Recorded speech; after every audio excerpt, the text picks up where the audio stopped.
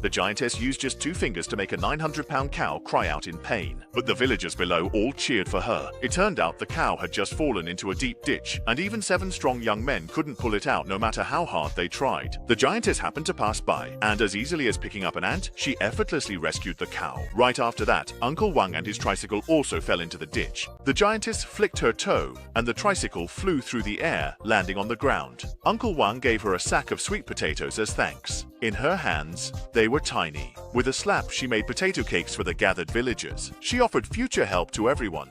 Then the very next day, Sister Zhao showed up. Her family's chicken had been snatched away by a fox. The giantess went into the mountains and gave a mighty kick to the fox's den. With a thunderous boom like an earthquake, she collapsed the entire den. She rescued 40 chickens, and Sister Zhao was so grateful, she served the giantess sauerkraut, pork and glass noodles. She slurped down the whole pot, then asked, "Any more?" "I'm not full yet." Sister Zhao hurriedly steamed 2 more big pots of buns, and only then did the giantess feel about a quarter full. On the 3rd day, the 3rd son of the Sun family crashed his motorcycle and hurt his leg, crying out in pain. Without saying a word, the giantess scooped up both the man and his motorcycle into her pocket, took huge strides, and dashed off at full speed, usually an hour's drive to the county hospital. The giantess arrived in 5 minutes. The doctor said, "Good, you came fast." 10 minutes later, his leg would be lost. Grandma Sun thanked her for saving her son and gave her 2 sheep. The giantess refused, saying, "We're neighbors, no formalities. A bowl of tea porridge is enough." Grandma Sun's 3 pots of tea porridge weren't enough, so she made 2 more pots of dumpling soup.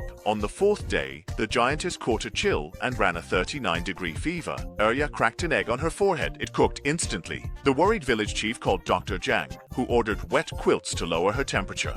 They cared for the giantess all day, using all the village quilts. Her fever finally broke. She thanked them, saying, "Ask for anything you want." Arya said, "I think your big wristwatch looks really nice." The village chief said, "How can this child be so thoughtless, asking for things from others?" The giantess said, "It's fine." She then took off her smartwatch and gave it to Arya. Later, the village chief hung the watch on the big tree at the entrance of the village, and it became the village's public clock. Besides telling the time, it could also play movies, so everyone was really happy. On the 5th day, the giantess had to return to the city for work. Before leaving, she filled the crane's ditch and cemented the roads. Everyone cried goodbye. The giantess said, "Don't cry, I'll return when I'm off."